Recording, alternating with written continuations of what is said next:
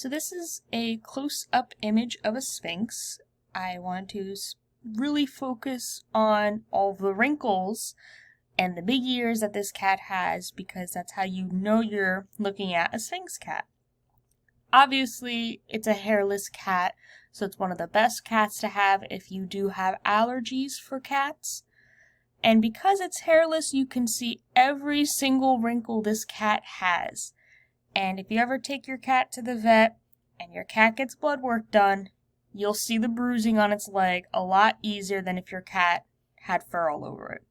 Sphynx cats also have really big ears. Doesn't mean they can hear any better than any other cat. They just have really large ears that make it easier to know this is a Sphynx cat.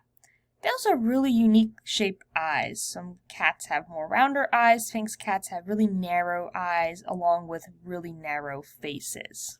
So this is an image of a Sphynx cat.